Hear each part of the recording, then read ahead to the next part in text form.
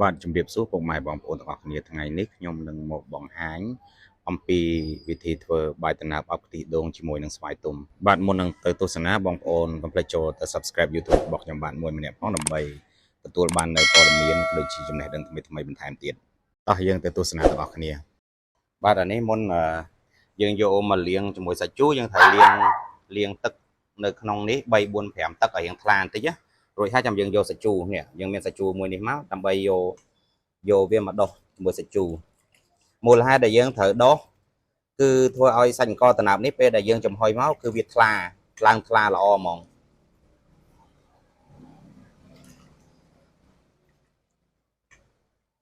ចឹងពេលដែលយើងនឹងត្រូវយកមកដោះតិចតិចចឹងមកដូចដែលខ្ញុំបានបង្ហាញអញ្ចឹងណាបាទសម្រាប់ការលាងគឺយើងលាងយកអង្ករមកលាងថ្នមបំផុតជាមួយសាច់ជូរដាច់ខាតយើងត្រូវតែលាងជាមួយសាច់ជូរបើមិនជាយើងអត់លាងជាមួយសាច់ជូរទេសាច់អង្កររបស់យើងពេលចំហុយទៅគឺវាអត់ថ្លាល្អទេពេលណាដែលយើងលាងមួយសាច់ជូរពេលយើងចំហុយសាច់អង្កររបស់យើងថ្លាល្អហើយវែងមើលទៅអាឡងល្អ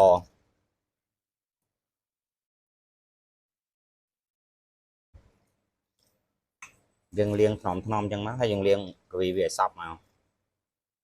បាទកន្លែងនេះបងប្អូនទិញអង្ករមកហើយយើងត្រូវលាងសម្អាតវាពីទឹកសិនចាំយើងយកមកទៅដោះជាមួយសាច់ជូរបាទការលាងជាមួយសាច់ជូរក៏យើងលាងអត់យូរទេត្រឹម 4-5 នាទីហ្នឹងបានហើយបាទហើយថ្ងៃនេះយើងធ្វើបាយដំណើបនេះគឺយើងប្រើអង្ករដំណើបចំនួន1គីឡូហើយបើសិនជាអង្ករដំណើបនិងអង្ករដំណើបចាស់ទៀតរឹតតែល្អបាទបើសិនជាបងប្អូនចង់បានបាយដំណើបដែលសឡូនល្អអញ្ចឹងបងប្អូនជ្រើសរើសអង្ករដំណើបណាដែលវែងហើយល្អអត់បាក់អញ្ចឹងណាពេលដែលយើងធ្វើគឺឃើញស្អាតដូចនៅក្នុងរូបដែលខ្ញុំបង្ហាញអញ្ចឹងបាទឥឡូវយើងទៅដោះជាមួយសាច់ជូរបានរយៈពេល5នាទីអញ្ចឹងយើងយកអង្កររបស់យើងទៅលាងសម្អាតបាទបន្ទាប់ពីយើងលាងជាមួយសាច់ជូររួចរាល់រយៈពេល5នាទីហើយអញ្ចឹងយើងត្រូវយកអង្ករដំណើបរបស់យើងទៅលាង3 4 5ទឹកលាងរហូតដល់ទឹកវាថ្លាអញ្ចឹងណាអញ្ចឹងក្នុងនេះខ្ញុំធ្វើ3ពណ៌បើសិនជាបងប្អូនអត់ត្រូវការថែមពណ៌ទេបងប្អូនអត់ចាំបាច់លាយក៏បានដែរហើយការធ្វើពណ៌របស់ខ្ញុំគឺខ្ញុំប្រើជាមួយពណ៌សម្រាប់ធ្វើម្ហូបដោយសារអីខ្ញុំអត់ធ្វើពីពណ៌ពីផ្លែឈើក៏ដូចជាស្លឹកតយទេដើម្បីកុំឲ្យអត់ចង់ឲ្យមានក្លិនផ្លែឈើផ្សេងអញ្ចឹងណាបាទថ្ងៃនេះខ្ញុំធ្វើ3ពណ៌អញ្ចឹងខ្ញុំបន្ថែមពណ៌ត្រួយចេកបន្តិចហើយសម្រាប់ពណ៌តាមចំណង់ចំណូលចិត្តបងប្អូនបើសិនជាបងប្អូនចង់បានពណ៌ដិតឬក៏ពណ៌ស្រាលអីយើងលាយតាមហ្នឹងទៅបាទនេះរួចមួយហើយពណ៌ទី2ខ្ញុំលាយពណ៌កាប់ស្តាំងពណ៌ផ្ទៃមេឃណាបាទពេលដែលយើងលាយអញ្ចឹងឃើញពណ៌ដិតអញ្ចឹងតែពេលយើងត្រាំទៅវាអត់ដិតអញ្ចឹងវារាងស្រាលទេហើយសម្រាប់ពណ៌ទាំងអស់ដែលខ្ញុំលាយនេះគឺជាពណ៌សម្រាប់ធ្វើម្ហូបអត់មានប៉ះពាល់ដល់សុខភាពទេគឺពណ៌នេះគឺផលិតមកសម្រាប់ធ្វើម្ហូបបើសិនជាបងប្អូនចង់ប្រើពណ៌ហ្នឹងចង់ប្រើពណ៌ពីផ្លែឈើក៏បានដែរតែបើសិនជាយើងធ្វើពណ៌ពីផ្លែឈើអញ្ចឹងបាយដំណើបរបស់យើងពេលដែលចំហុយមកគឺធំក្លិនផ្លែឈើហ្នឹងហ្មងដោយសារអីខ្ញុំអត់ចង់ឲ្យមានក្លិនផ្លែឈើលោកឡំគ្នាច្រើនអញ្ចឹងខ្ញុំគ្រាន់តែលាយតែពណ៌ទៅហើយពេលដែលយើងចង់បានក្លិនស្លឹកតើយអីអញ្ចឹងយើងគ្រាន់តែពេលចំហុយយើងដាក់ស្លឹកតើយនៅក្នុងទឹកចំហុយគឺជាការស្រេចអញ្ចឹងតិចទៀតស្អែកយើងទៅមើលបន្តទៀតថាការធ្វើបាយដំណើបស្វាយទុំនេះយើងធ្វើបែបម៉េចបាទហើយខ្ញុំបញ្ជាក់ឡើងនេះតិចសម្រាប់ការត្រាំគឺយើងត្រាំមួយយប់ទល់ភ្លឺហើយបើសិនជាបងប្អូនអត់មានពេលទេយើងត្រាំយ៉ាងតិចបំផុតក៏6ម៉ោងដែរបាទបន្ទាប់ពីយើងលាយពណ៌រួចរាល់អស់អញ្ចឹងយើងធ្វើការគ្របបើសិនជាបងប្អូនអត់មានផ្លាស្ទិកសម្រាប់គ្របម្ហូបទេបងប្អូនអាចយកឧបករណ៍អីដែលគ្របបានក៏បានដែរ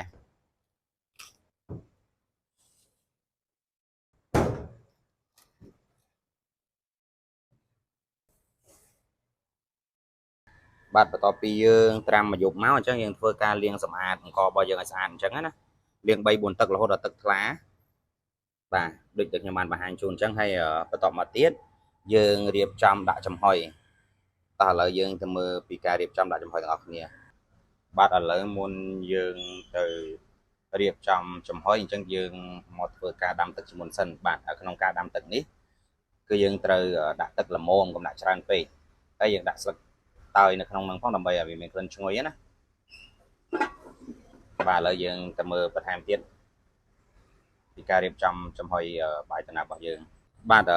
នេះយើងរៀបចំចំហុយគឺយើងដាក់បែបហ្នឹងអញ្ចឹងណាបើសិនជាបងប្អូនស្រួលចង់ដាក់ចំហុយម្ដងមួយពណ៌ក៏បានដែរ តែនេះយើងធ្វើតិចអញ្ចឹងយើងចំហុយជាមួយគ្នាតែម្ដងហើយបើសិនជាបងប្អូនចំហុយបងប្អូនមានស្បៃស្បៃស្ដាងចេះមកវាមានភាពងាយស្រួលក្នុងការចំហុយបាទយើងរៀបចំបែបហ្នឹងមកហើយសំខាន់ជាងគេមុននឹងយើងរៀបចំចំហុយគឺយើងត្រូវលាងសម្អាតអង្ករឲ្យស្អាតបាតហើយចាំយើងទៅដាំទឹកឲ្យពុះយើងរៀបរយដាក់អង្កររបស់យើងចូលទៅក្នុងសម្ភារៈរបស់យើងដែលយើងត្រូវរៀបចំហុយហ្នឹងរួចរាល់ទៅចាំយើងយកទៅចំហុយតោះយើងទៅមើលពីវិធីចំហុយបន្តទៀតបាទឥឡូវនេះយើងចាប់ដើមរៀបចំចំហុយអញ្ចឹងយើងធ្វើការគ្របស្បៃរបស់យើងទៅក្នុងឆ្នាំងលឹងសឹងដើម្បីកុំឲ្យមានទឹកឬក៏ចំហាយទឹកអីចូលអញ្ចឹងណាអញ្ចឹងទីទៀតយើងមកមើលពីបាយរបស់យើងថាយើងចំហុយរយៈពេលប្រហែលនាទីឆ្អិន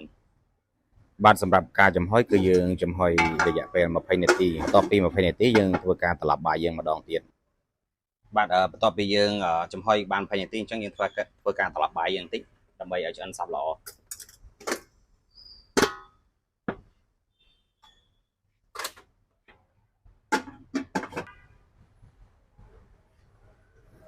គឺយើងត្រឡប់ពីក្រោមឡើងលើពីលើទៅក្រោមដើម្បីឲ្យបាយរបស់យើងបានឆ្អិនសព្វស្មើគ្នាល្អអញ្ចឹងណាហើយរយៈពេលក្នុងការចំហុយយើងអាស្រ័យទៅលើបរិមាណបើយើងធ្វើច្រើនយើងចំហុយរៀងយូរតាមនឹងអញ្ចឹងទៅបាទបន្ទាប់ពីយើងត្រឡប់រួចរាល់ហើយអញ្ចឹងយើងធ្វើការចំហុយបន្ថែមទៀតយើងចំហុយរហូតដល់តែបាយរបស់យើងឆ្អិនល្អបាទបន្តិចទៀតយើងមកមើលអស់គ្នាបាទបន្ទាប់ពីយើងចាប់ផ្ដើមចំហុយបាយអញ្ចឹងយើងក្នុងកំឡុងពេលដែលយើងចាប់ផ្ដើមរងចាំបាយយើងឆ្អិនអញ្ចឹងយើងមកធ្វើទឹកខ្ទិះដើម្បីអប់បាយរបស់យើងណាដំបូងយើងមានខ្ទិះដូងបាទសម្រាប់ខ្ទិះដូងយើងត្រូវប្រើខ្ទិះស្រស់ក៏បានខ្ទិះកំប៉ុងក៏បានតែអ្វីដែលខ្ញុំប្រើថ្ងៃនេះគឺខ្ញុំជ្រើសរើសប្រើយកខ្ទិះកំប៉ុងដោយសារអីខ្ទិះកំប៉ុងមានភាពងាយស្រួលក្នុងការធ្វើហើយវាអត់ងាយខូចបាទនេះស្ករសហើយអំបិលប្រហែលជាកន្លះស្លាបព្រាបាយបាទនេះបាទបន្ទាប់មកទៀតយើងវាស្លឹកតើយបាទរួចហើយយើងធ្វើការបើកភ្លើងបាទបើកភ្លើងកូរទឹកខ្ទិះនេះគឺយើងអត់ច្បាច់បើកភ្លើងខ្លាំងទេយើងកូរមកលាយស្ករទៅហើយពុះរៀងព្រិចតិចហ្នឹងគឺបានហើយរួចរាល់ហើយបាទទឹកខ្ទិះទី1នេះគឺយើងធ្វើសម្រាប់អប់បាយដំណើរពេលដែលបាយដំណើរយើងចំហុយឆ្អិនរួចរាល់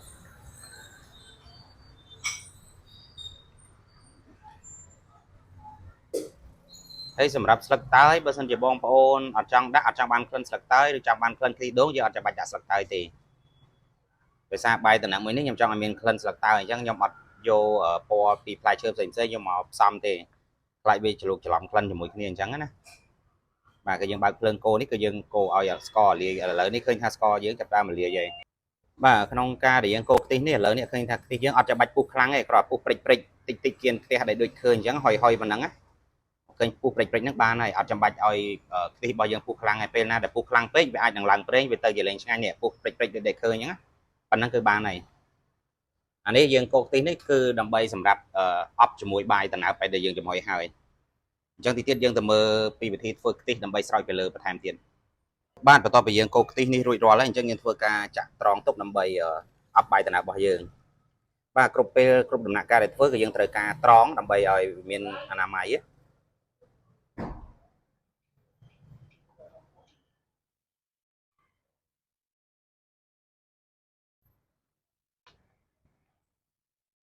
បាទបន្ទាប់ពីយើងធ្វើខ្ទិះសម្រាប់អប់នំហើយអញ្ចឹងយើងធ្វើខ្ទិះដើម្បីស្រោចពីលើបាយដំណើបរបស់យើង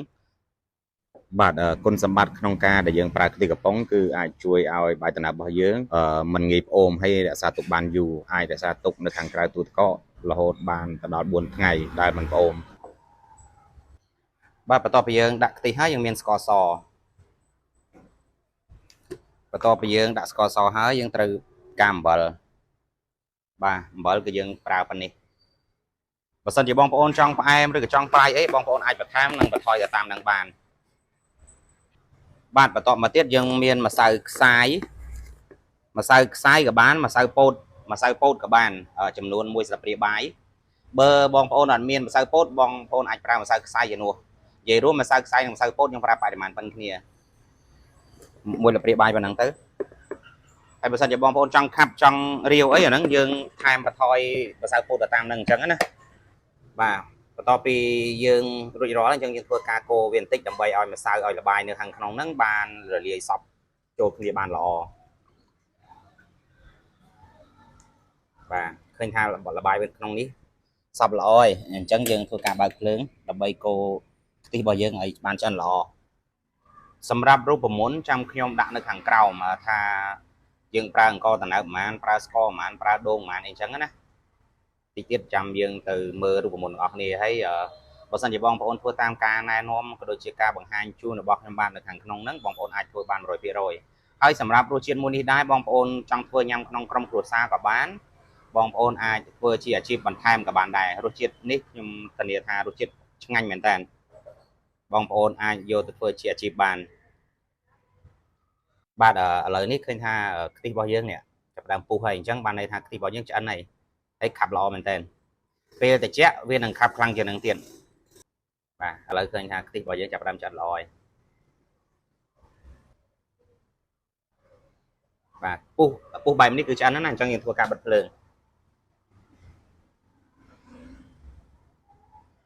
បាទខ្ទិះរបស់យើងគឺវាមានសភាពខាប់បែបហ្នឹងបើសិនជាបងប្អូនចង់ខាប់ជាងហ្នឹងបងប្អូនអាចបន្ថែមបន្ថយម្សៅសម្រាប់ដាក់នៅក្នុងហ្នឹងបានបាទតិចទៀតយើងមកមើលពីវិធីអប់បាយដំណើបទាំងអស់គ្នាបាទឥឡូវយើងទៅមើលបាយរបស់យើងឃើញថាឆ្អិនហើយនៅបាទសម្រាប់បាយឆ្អិនឬមិនឆ្អិនបងប្អូនអាចពិនិត្យមើលតាមការជាក់ស្ដែងបានបាទយើងដួសបន្តិចមកបាទនេះប្របាយរបស់យើងអញ្ចឹងយើងអាចយកមកភ្លក់ឬក៏យើងយកមកញីតិចមកបាទពេលដែលយើងញីបាយអញ្ចឹងបានន័យថាបាយរបស់យើងឆ្អិនហើយអញ្ចឹងយើងអាចភ្លក់បន្ថែមទៅ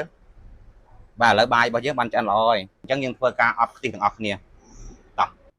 បាទបន្ទាប់ពីយើងបាយយើងឆ្អិនហើយអញ្ចឹងយើងដួសមកតន់នៅក្តៅក្តៅហើយអញ្ចឹងយើងធ្វើការអប់ខ្ទិះរបស់យើងណាបាទយើងដួសខ្ទិះរបស់យើងដាក់ទៅកន្លែងនេះខ្ញុំបញ្ជាក់បន្តិចគឺពេលដែលយើងអប់បាយគឺយើងត្រូវដកពីភ្លើងក្តៅក្តៅភ្លាមយើងអត់ទុកឲ្យត្រជាក់ទេណាបាយហ្នឹងគឺត្រូវតែក្តៅ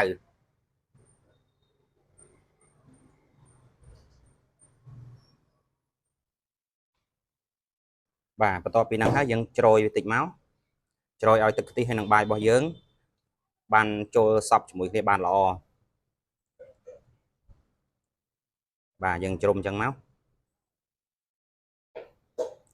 កន្លែងនេះខ្ញុំបញ្ជាក់យើងត្រូវតែបាយត្រូវតែក្តៅដាច់ខាតយើងលើកពីភ្លើងភ្លាមយើងត្រូវដាក់អប់ជាមួយខ្ទិះពេលដែលយើងចំហុយបាយគឺយើងត្រូវការអប់ខ្ទិះរបស់យើងត្រូវការកូរខ្ទិះរបស់យើងដើម្បីសកួរទុកមុនដើម្បីចាំពេលបាយយើងឆ្អិនភ្លាមយើងត្រូវដាក់ភ្លាមបើសិនជាបងប្អូនធ្វើលក់បងប្អូនចំហុយម្ដងមួយពណ៌ក៏បានដែរបាទសម្រាប់ពេលដែលខ្ញុំចំហុយបាយដំណាំនេះគឺខ្ញុំប្រើពេលរយៈពេល40នាទីបាទបន្ទាប់ពីយើងកូរសពរួចរាល់ហើយអញ្ចឹងយើងធ្វើការគ្របផ្លាស្ទិកទុករយៈពេល20នាទី